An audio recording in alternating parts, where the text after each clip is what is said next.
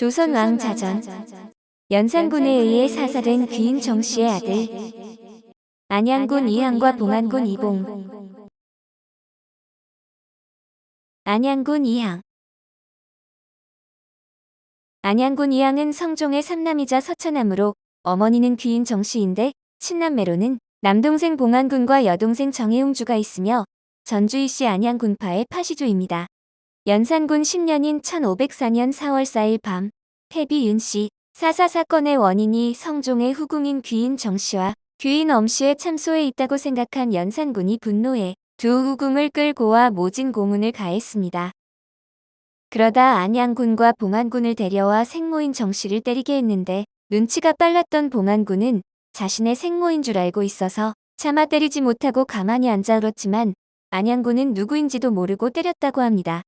연산군의 매질로 결국 귀인 정씨는 사망했고 시신은 젓갈로 담가져 내버려졌는데 안양군은 이후 제천에 안치되고 가재는 정몰되었으며 이듬해인 1505년 동생 봉안군과 함께 사사되었습니다. 옥담 이응이는 안양군의 현손이며 생전에 저술이 많았지만 병자호란 때 방화로 모두 소실되었고 현재 남아있는 저서로는 17세기 조선의 향촌 생활을 생생하게 담은 옥담유고, 옥담사집 등이 있습니다.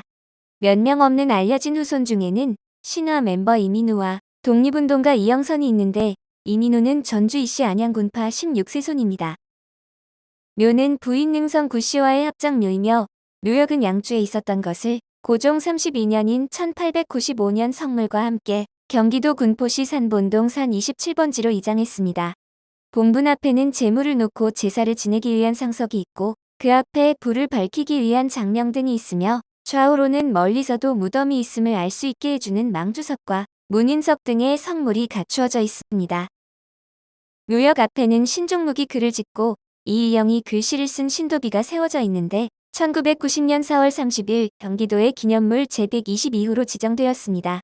안양군은 성품이 올량 강직했으며 성인의 교훈을 본받아 실천했다는데 아버지 성종이 병환이 나면 근심해 의원에게 약재의 정성을 다하도록 분부하며 부왕 곁을 떠나지 않는 등 효행을 다했다고 합니다.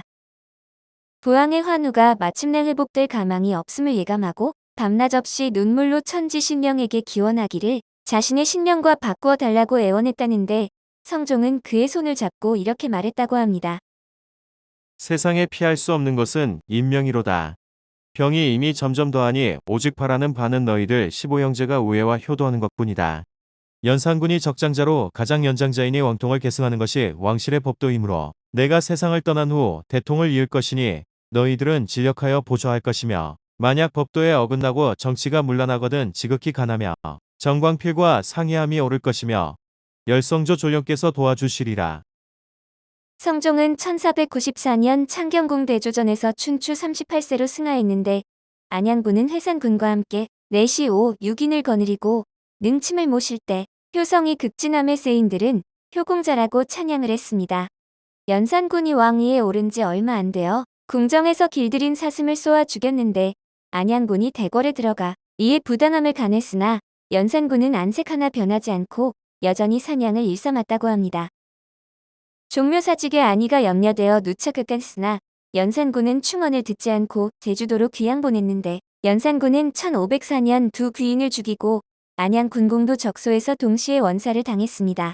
그 후 1506년 중종은 공에게 자귀를 복귀시켜 공회라는 시호를 내렸는데 상주가 너무 어려 외구 구공이 운장해 선산인 경기도 양주군 진관면 군장리 묘저의 면천 군부인 능성구씨와 쌍편하여 예장했습니다.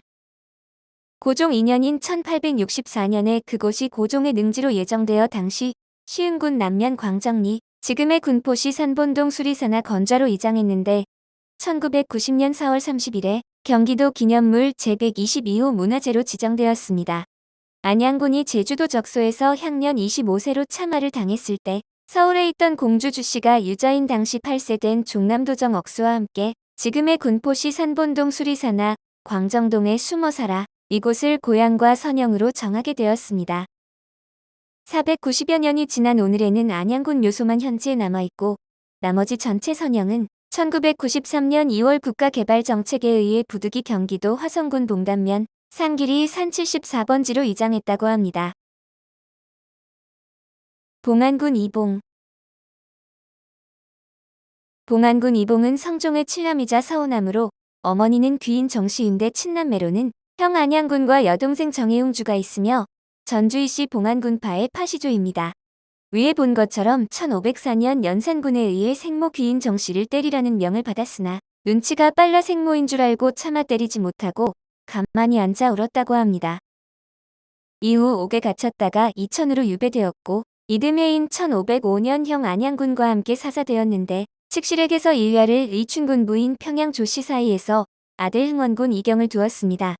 흥원군은 후사가 없어 성종의 팔남 이경군의 손자 기성군 이현을 입양했는데 기성군은 칠형제를 두었고 이들의 후손이 번성해 오늘날의 전주이씨 봉안군파를 이루고 있습니다.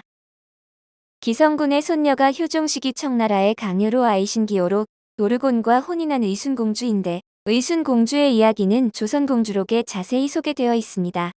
연산군 시대를 다룬 사극에서 갑자서화 시기쯤에 형 안양군과 동생 봉안군이 세트로 등장하는데 관복을 입고 끌려온 왕과 비를 제외하면 대부분 흰 옷만 입은 채로 끌려오는 시인이 대부분입니다.